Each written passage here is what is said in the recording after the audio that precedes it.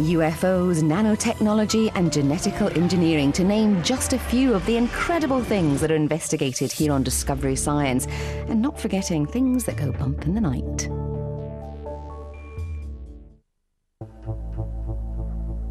During the Cold War, secret Nazi technology was used in Britain to build an advanced rocket plane designed to fly to the edge of space to hunt high-flying Russian bombers. You could fly it, refuel it, so you could keep it up there, and then you had a rocket motor waiting to fire when you had a real, genuine target to go for.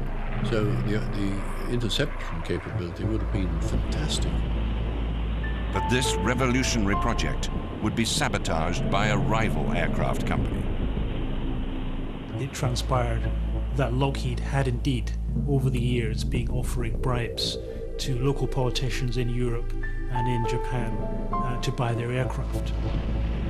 This is the story of the Saunders-Roe SR-177, the last rocket fighter.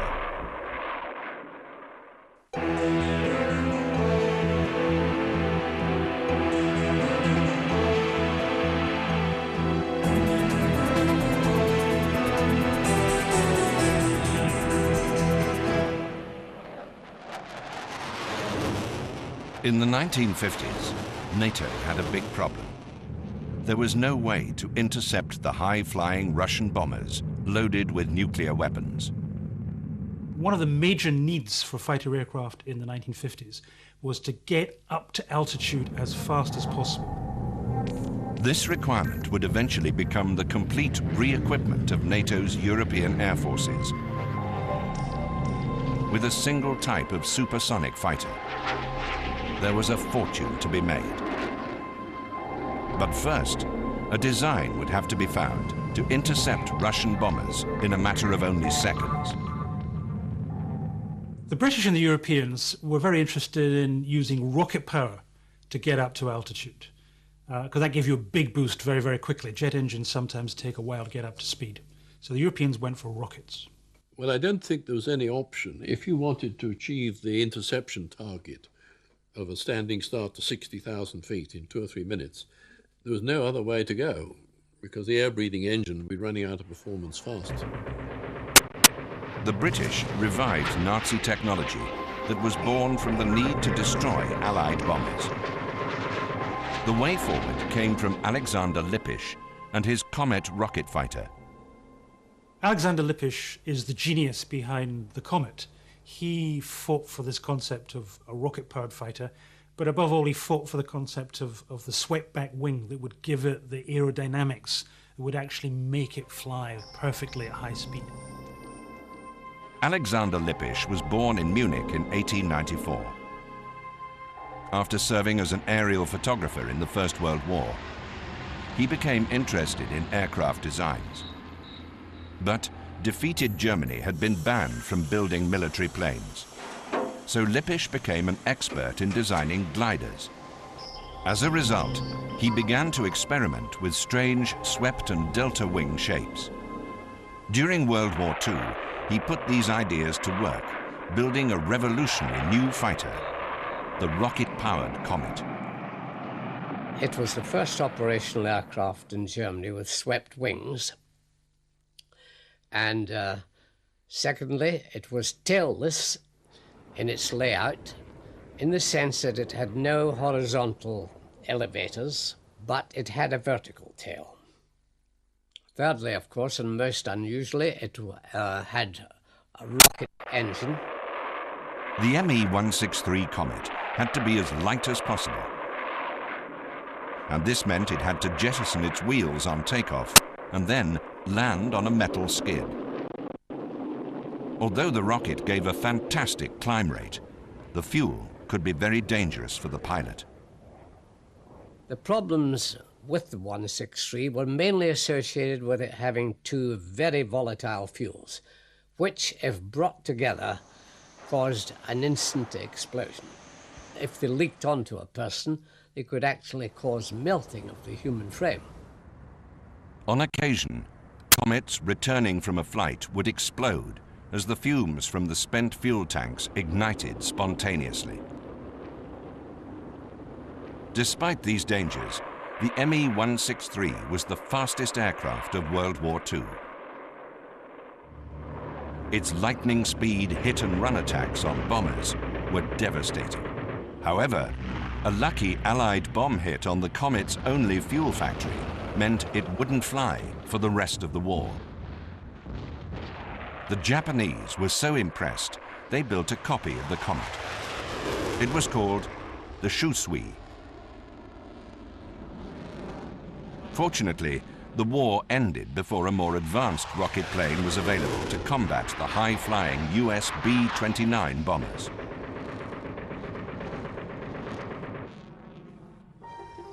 With the German defeat in 1945, the Allies scoured the land for secret Nazi technology and scientists. Alexander Lippisch went to Britain. After the war, Lippisch found himself out of a job, and originally he gravitated to England to work in Wimbledon, but the English really didn't know what to do with the German aviation designers. And Lippisch was quickly snapped up by the Americans, and in 1946 went off to work for the Convair Company in America. I never met Lippisch in Germany at the end of the war, but I met him later in America. And it was obvious he was a man who believed in his own gifts in this area, and indeed he was gifted, because there's no doubt about it. The 163, apart from its revolutionary aspects, was a delightful airplane to fly. The attraction of the Me-163 Comet was not limited to its flying ability, but more importantly, to its design. A feature of which the British would use to fly higher and faster than ever before.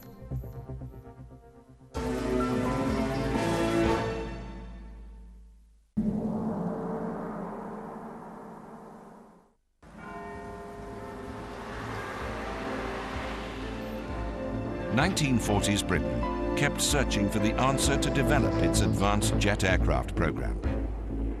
The solution came from Nazi Germany's rocket-powered Me-163 Comet. I think when we talk about the 163, one of the difficulties faced with the pilots in this time flying an aircraft of this caliber was it was taking them into a region, an almost unknown region of transonic flight. The British took the wings of the Comet and attached them to the body of one of their existing jet fighters, the de Havilland Vampire. This new aircraft was called the Swallow. The Swallow was an experimental aircraft. It wasn't a fighter aircraft. It was an experimental aircraft designed to try and breach the sound barrier.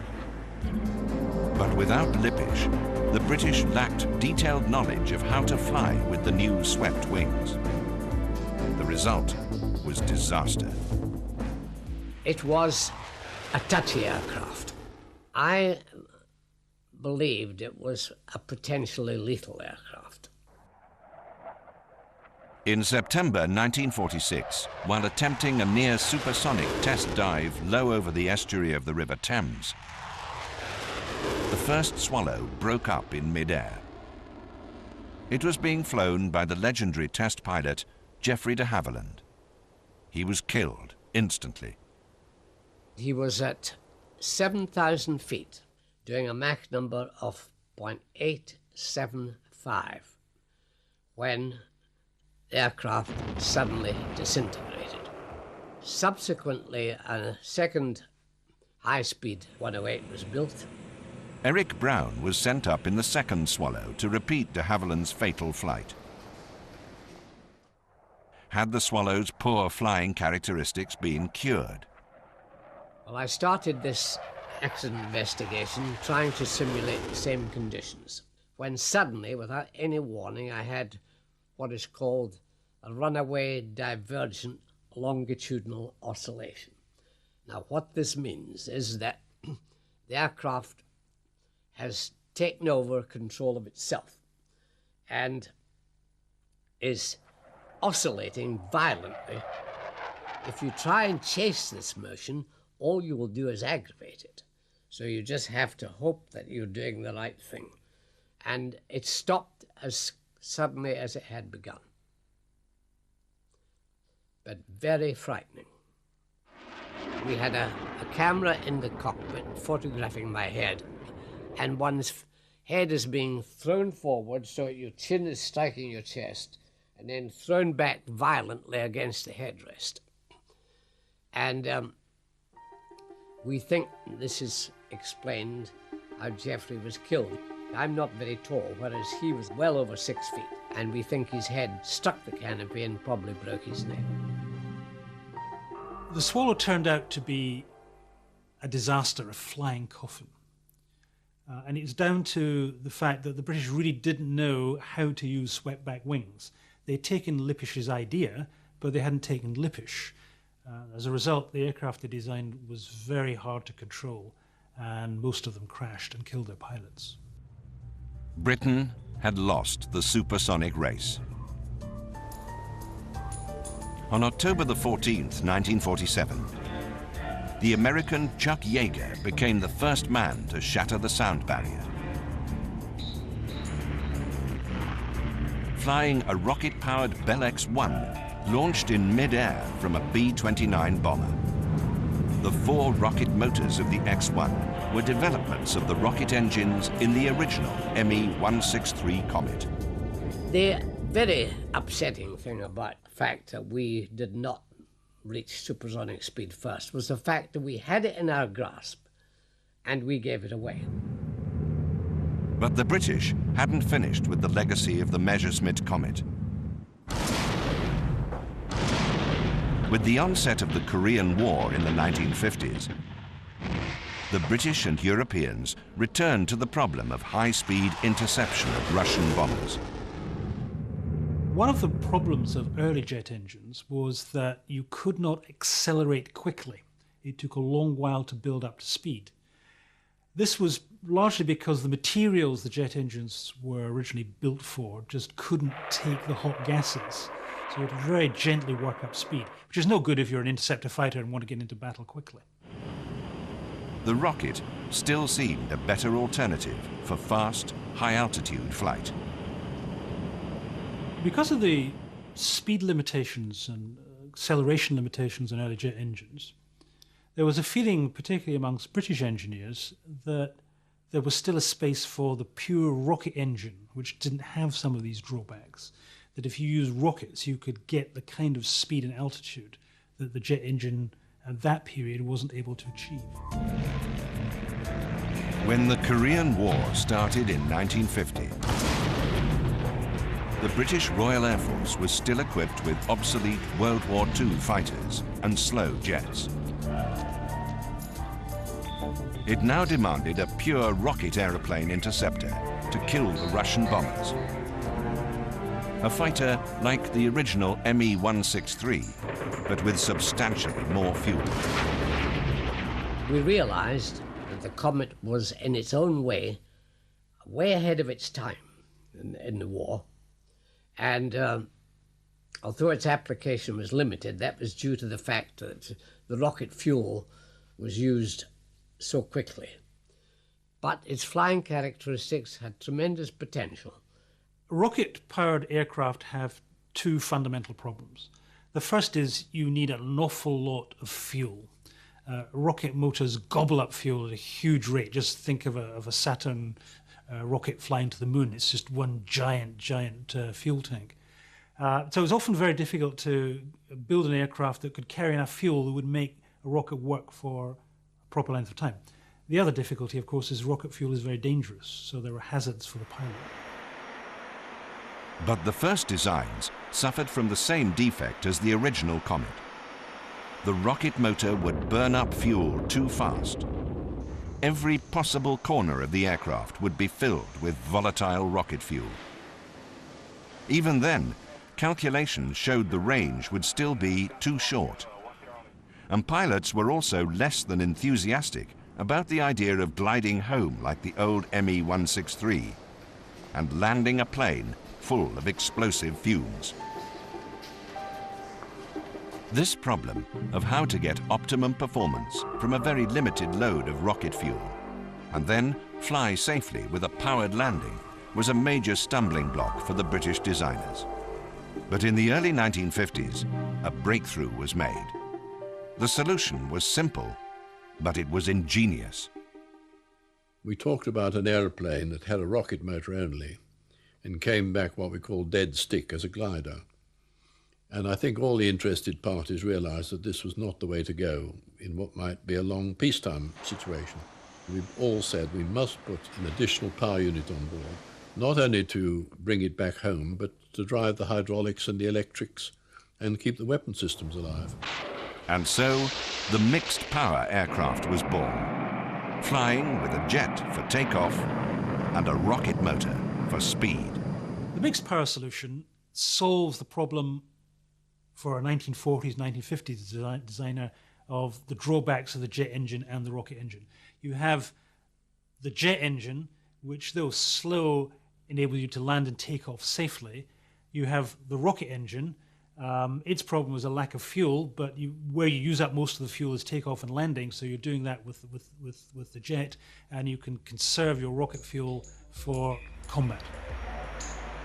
The British now opted for mixed power in their new fighter. The company chosen to build the aircraft was called Saunders Roe. They were based on the English Channel coast near Southampton, where the winner of the pre-war Schneider Trophy had been built. This was the Supermarine S6, forerunner of the famous Spitfire fighter. Saunders Roe specialized in aircraft that could take off and land on water. These included the incredible Princess, the biggest flying boat ever built, bigger even than Howard Hughes's Spruce Goose.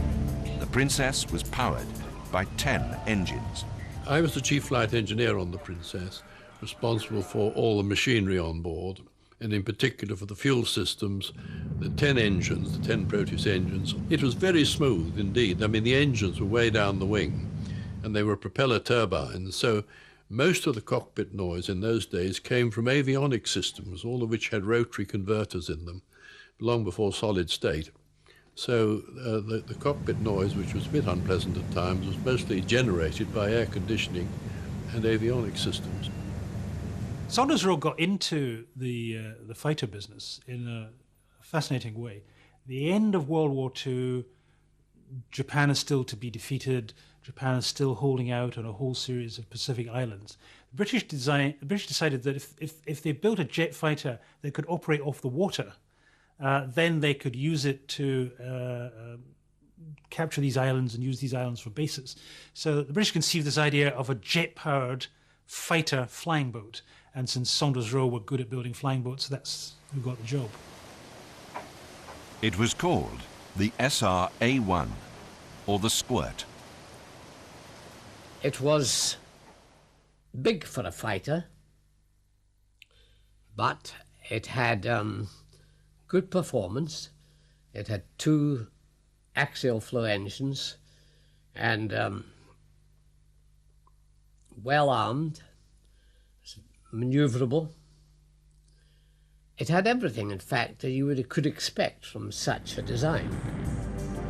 The war ended before the Squirt was ready. Despite its ugly shape, the Squirt could reach high speeds of Mach 0.8. The SR-A1 was on its test programs out of Cowes Harbour when I joined the company, but it was being handled by a small team all on its own.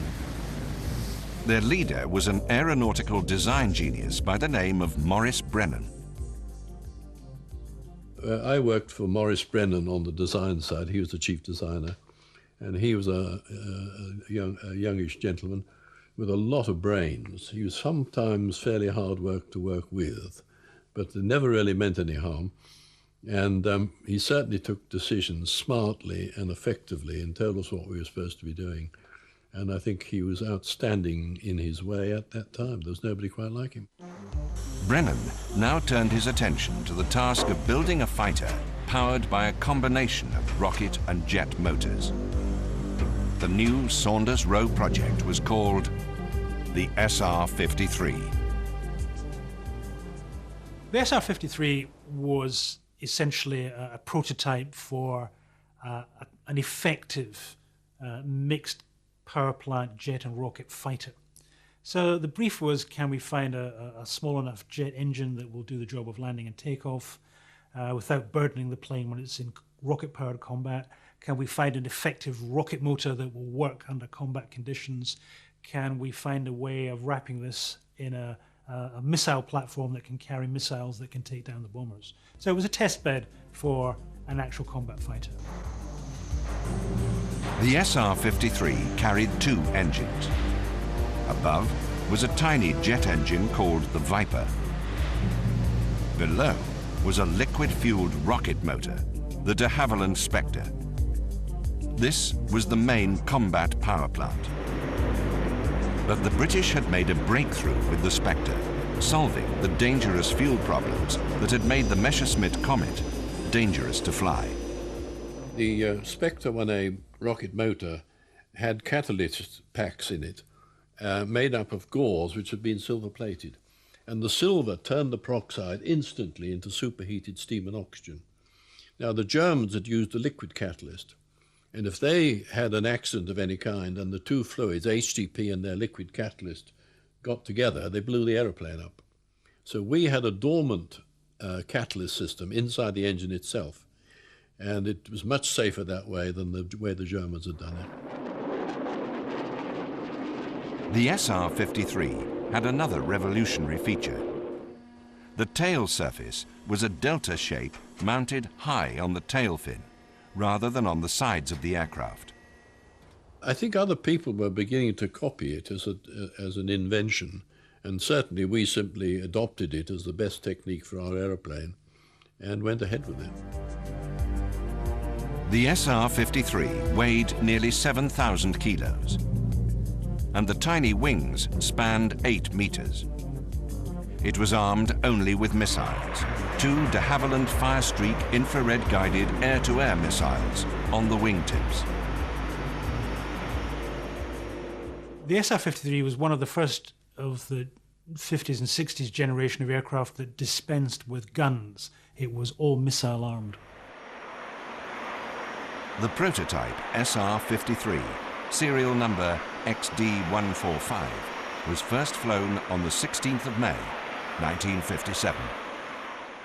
We were all getting ready to go to the Farnborough show in 57, I think it was, and we obviously had a lot of pressure on us politically to get something done. So we produced the aeroplane fairly quickly with only 2 tanks of HTP, and John Booth was the test pilot of the day, and he made a very, very successful first flight out of Boscombe Down, landing back on, using the Viper, of course, for the approach and landing. And so everything functioned superbly on day 1. But events in Russia were now to play a part. By the mid-1950s, Western intelligence was reporting that the Soviets were working on a new generation of high-flying supersonic bombers. Aircraft that could reach an altitude of 16 kilometers, or twice the height of Mount Everest, and cruise at Mach 1.3 or 1,600 kilometers per hour.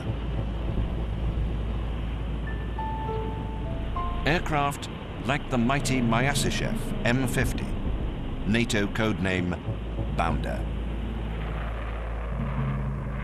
The existing Allied fighter projects were not capable of dealing with this development. Not even the SR-53, which lacked AI or interception radar to find the faster Russian planes. The SR-53 had to sacrifice weight in order to get its phenomenal rate of climb. The solution to this dilemma would become known as the SR-177 rocket fighter.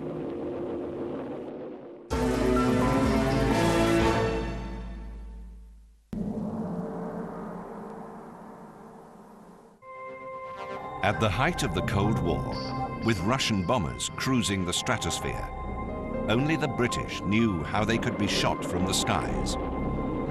By using the SR-177 rocket fighter.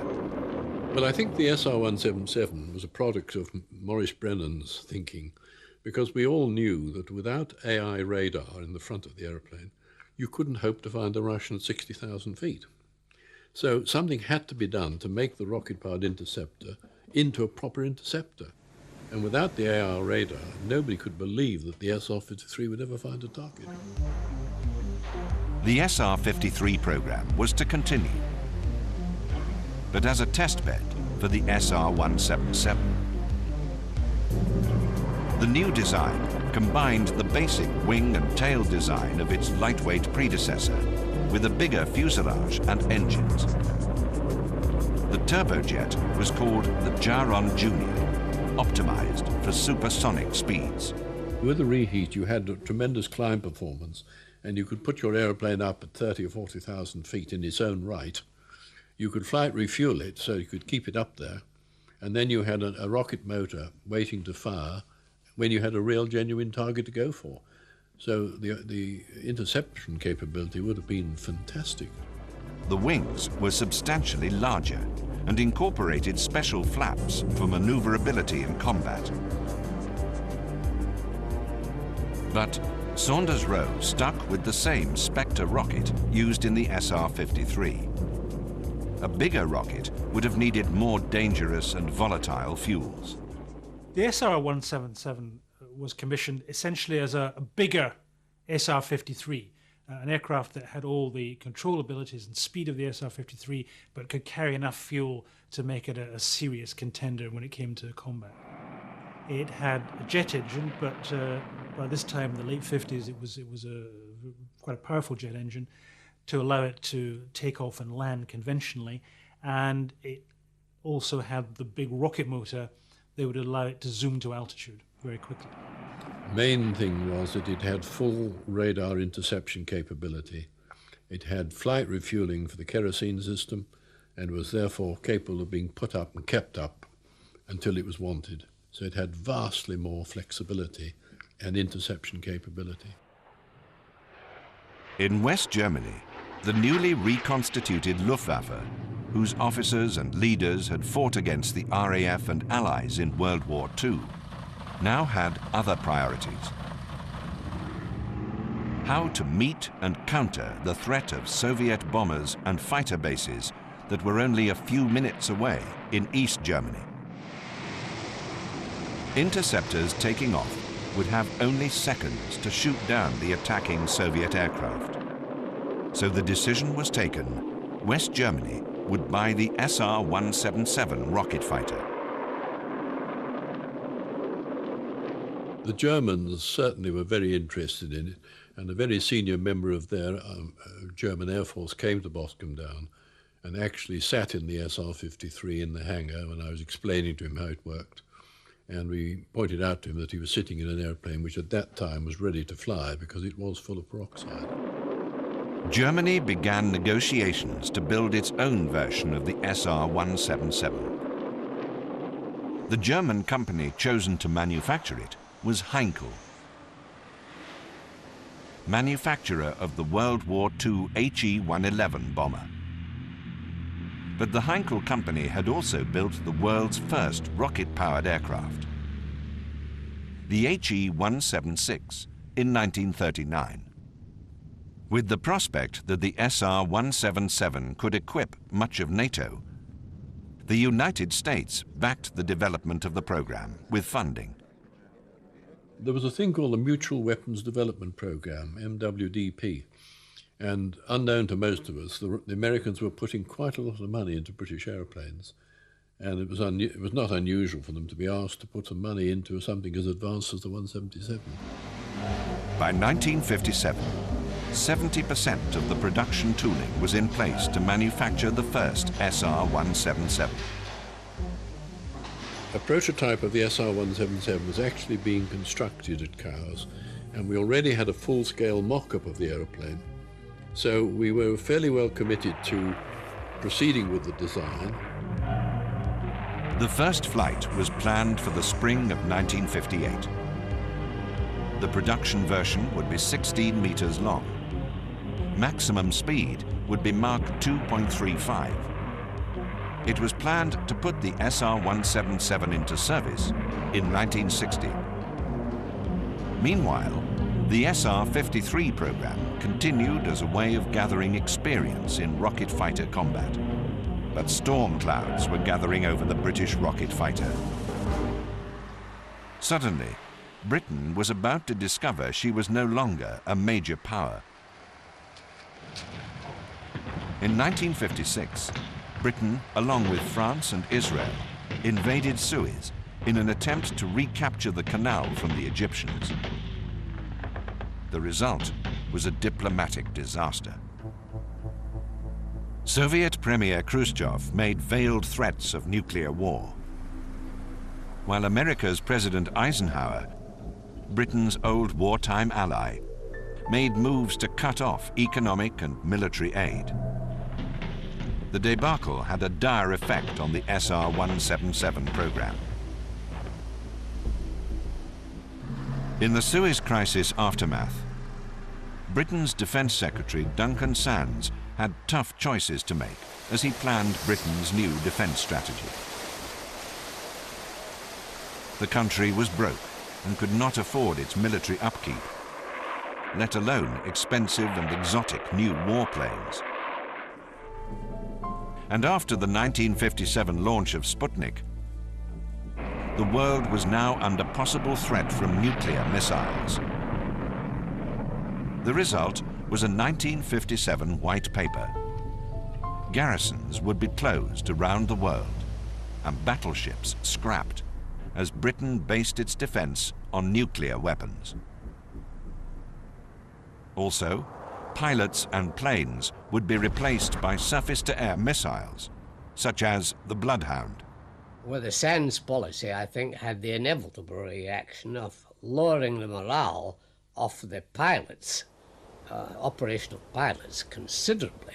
What I've seen of missiles, their reliability, particularly in the time scale we're talking of, left quite a bit to be desired.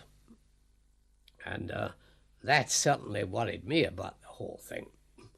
I thought, really, this is no way to replace the pilot's brain power with a computer-guided missile. In 1957, it seemed as though the SR-177 rocket fighter would never fly. However, the British Royal Navy now came to its defence to protect its new carriers. Well, the Navy took an interest in rocket power, not so much as a pure rocket aeroplane in the sense that the ME-163 was, but if you like, as a combat booster, power booster, to give you the extra speed when you need it. The order for the naval version of the SR-177 was renewed, and 18 prototypes were ordered. And there were other possible markets. The SR-177 was still ideal for the fledgling Luftwaffe in Germany. They were very interested. I think they were surprised that we had got so far as we had, and they were obviously presumably involved with the NATO concept of the Russians.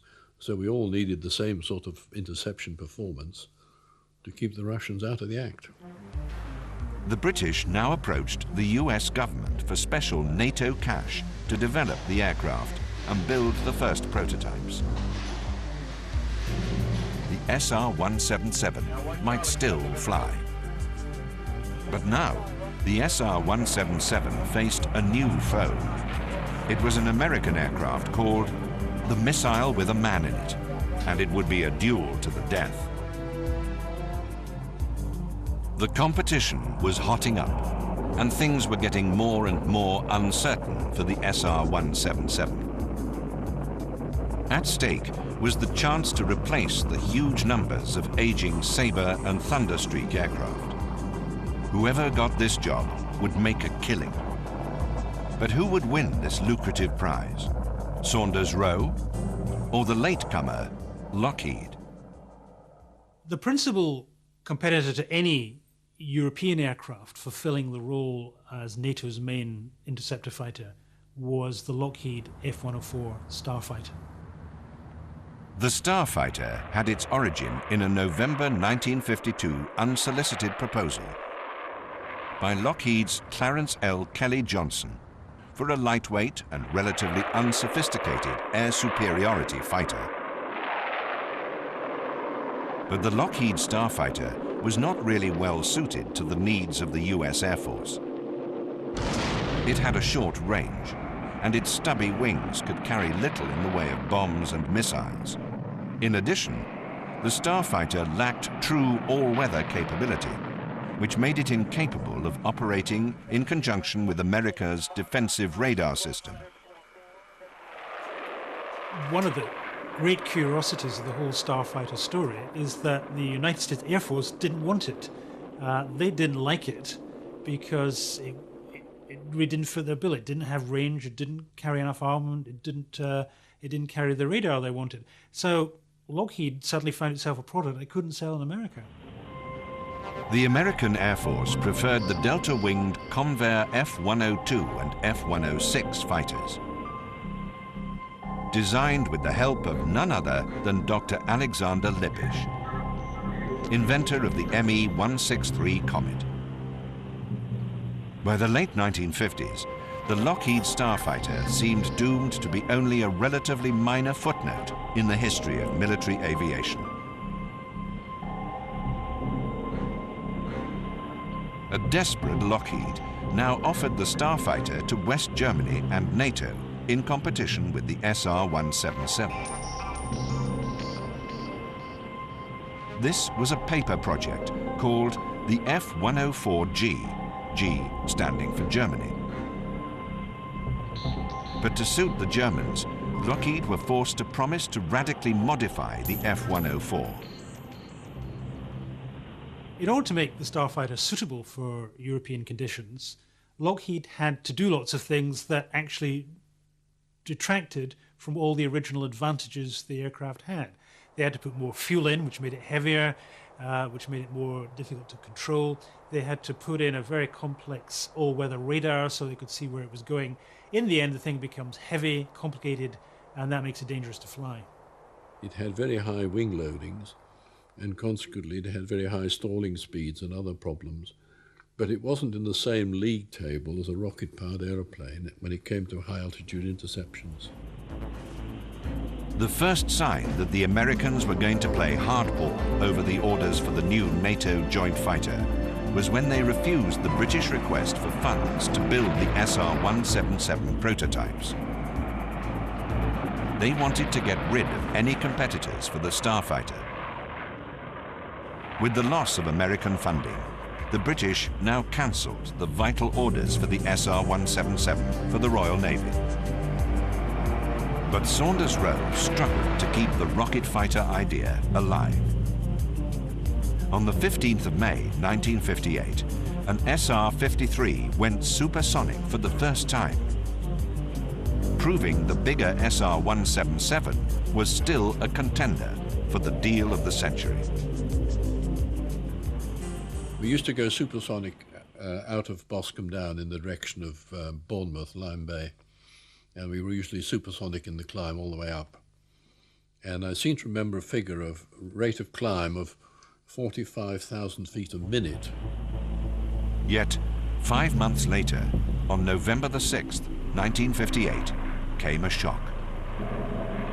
The Lockheed Starfighter was declared the winner of the NATO contest. The announcement was made by the German Federal Defense Minister, Franz Josef Strauss, in Bonn. Even in Germany, experts were surprised. I was training the German Naval Air Arm in Germany at the time when they decided they needed a change of aircraft.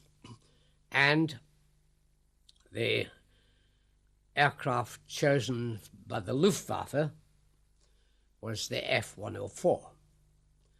And for the sake of standardization, it was imposed on the German Naval Air Arm. I certainly did not believe that was the right aircraft for them. Despite this, Germany ordered 66 F-104s from Lockheed and made plans to build 210 more in Germany itself. Other NATO nations followed to eventually produce 1,700 starfighters. Lockheed had made a fortune, the details of which would not come out for another 20 years. After the Watergate scandal of the 1970s and the downfall of Richard Nixon, there were major congressional investigations into illegal campaign funds to Nixon. And at that point, it transpired that Lockheed had indeed, over the years, been offering bribes to local politicians in Europe and in Japan to buy their aircraft. So I think the inference must be that the Starfighter ended up as the major NATO fighter for reasons other than its technical capabilities. Lockheed admitted that over time, it had paid out some $22 million in sales commissions to bribe foreign government officials to buy its aircraft. This included bribes paid out to officials in West Germany. The resulting fallout led to President Jimmy Carter passing the Foreign Corrupt Practices Act on December the 19th, 1977. But the consequences were not limited to mere politics.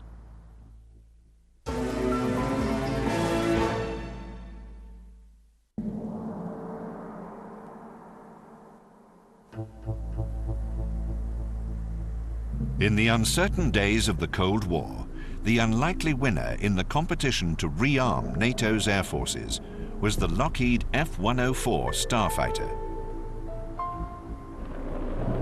Aside from future allegations and admissions of bribery and corruption, the decision to buy the F-104 was marred by real human tragedy, resulting in disaster. 270 Luftwaffe planes lost and 110 pilots killed. It proved to be an extraordinarily difficult aircraft to fly, and literally the majority of aircraft the Germans bought, literally the majority of F-104s, crashed in service because the young pilots simply found them too difficult to fly. With unbearable numbers of young Luftwaffe pilots dying in starfighters, the German government's decision to buy the F-104 was called into question. However, criticisms were not tolerated, and to silence opponents, dissenting voices were removed from office. It is not an easy airplane for an experienced pilot in bad weather, and it's even more of a handful if you have an emergency and you have bad weather and everything combined. It can be a real handful, a big workload. And of course the inevitable happened. There is one last secret about the German rocket fighter. Having cancelled the SR-177 and bought the all-jet Starfighter, the Luftwaffe was still worried about the possible vulnerability of its airfields to Warsaw Pact attacks. Under contract from the Luftwaffe, Lockheed was instructed to carry out secret tests with the Starfighter launched by a rocket booster. A Luftwaffe Starfighter was modified for a series of launch tests in 1963 at Edwards Air Force Base in California. With the end of the dream of the SR-177, the British made one last effort to keep their rocket plane program alive. In America, the rocket-powered Bell X-15 was now flying to the very edge of space. The X-15, a linear descendant of Yeager's X-1 that first broke the sound barrier in 1947, and further back to the ME-163 Comet, was to become the fastest aircraft that has ever flown. In Britain, it was decided to keep the SR-53 flying and use it for high-altitude space research, a British X-15. Well, I know that our chief designer in those days, Maurice Brennan, was keen to pile on the SR-53 off the back of a Valiant bomber. and to launch it into space. And I remember him saying that it would be the bottom rung of the British space program. But the British space program never materialized, so of course any attempts to do high-altitude research with what was left of the SR-53 program never happened. Now, a fatal tragedy was to strike what was left of the British rocket plane project. John Booth was flying XD-151 on the short runway at Boscombe Down when, for whatever reason, he wanted to abandon the takeoff. Now, the takeoff speed of the 53 was about 175 knots. And in those days, there was no arrestor gear, either barriers or any other form of arrestor gear, at Boscombe Down. So the aeroplane went off the end of the runway and down the slope. He spoke quite casually over the radio that he wanted to abandon and would send the tractor down to collect him, but of course it proved to be fatal. The SR-53 hit a row of telegraph poles, killing Booth instantly. After the crash, the SR-53 test program was shut down. The rocket fighter had flown for the last time. The SR-177 was a good aircraft for its time and place. Had it been built and flown, I think it would have done well. But of course, history moved on. Ordinary jet engines in the 1960s and 1970s became much more efficient and eventually replaced the rocket engine. But at the time, I think it could have done well. I don't think there will ever be another rocket fighter. The last remaining SR-53, testimony of a lost dream, lies in the Museum of the British Royal Air Force in Cosford, England. Its big brother, the SR-177, has been forgotten by history. Another of the planes that never flew.